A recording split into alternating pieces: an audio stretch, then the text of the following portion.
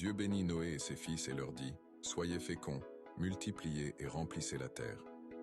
Vous serez un sujet de crainte et d'effroi pour tout animal de la terre, pour tout oiseau du ciel, pour tout ce qui se meut sur la terre, et pour tous les poissons de la mer.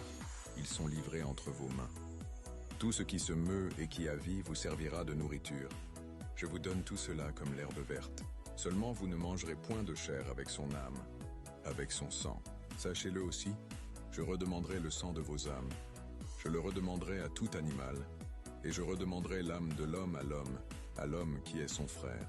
Si quelqu'un verse le sang de l'homme, par l'homme son sang sera versé.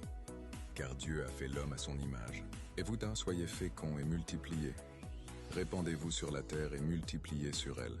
Dieu parla encore à Noé et à ses fils avec lui en disant, « Voici, j'établis mon alliance avec vous et avec votre postérité après vous, avec tous les êtres vivants qui sont avec vous, tant les oiseaux que le bétail, et tous les animaux de la terre, soit avec tous ceux qui sont sortis de l'arche, soit avec tous les animaux de la terre.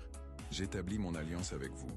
Aucune chair ne sera plus exterminée par les eaux du déluge, et il n'y aura plus de déluge pour détruire la terre. » Et Dieu dit, « C'est ici le signe de l'alliance que j'établis entre moi et vous, et tous les êtres vivants qui sont avec vous, pour les générations à toujours.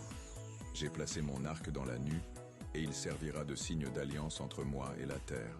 Quand j'aurai rassemblé des nuages au-dessus de la terre, l'arc paraîtra dans la nue, et je me souviendrai de mon alliance entre moi et vous, et tous les êtres vivants, de toute chair, et les eaux ne deviendront plus un déluge pour détruire toute chair. L'arc sera dans la nue, et je le regarderai pour me souvenir de l'alliance perpétuelle entre Dieu et tous les êtres vivants, de toute chair qui est sur la terre. » Et Dieu dit à Noé, « Tel est le signe de l'alliance que j'établis entre moi et toute chair qui est sur la terre. » Les fils de Noé qui sortirent de l'arche étaient Sem, Cham et Japheth. Cham fut le père de Canaan. Ce sont là les 3 fils de Noé, et c'est leur postérité qui peupla toute la terre. Noé commença à cultiver la terre et planta de la vigne. Il but du vin, s'enivra et se découvrit au milieu de sa tente. Cham, père de Canaan, vit la nudité de son père, et il le rapporta dehors à ses 2 frères.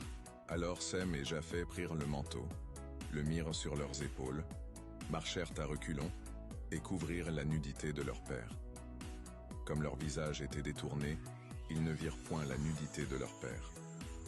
Lorsque Noé se réveilla de son vin, il apprit ce que lui avait fait son fils cadet, et il dit, « Maudit soit Canaan, qu'il soit l'esclave des esclaves de ses frères. » Il dit encore, « Béni soit l'Éternel Dieu de Sem et que Canaan soit leur esclave. » Que Dieu étende les possessions de Japheth, qu'il habite dans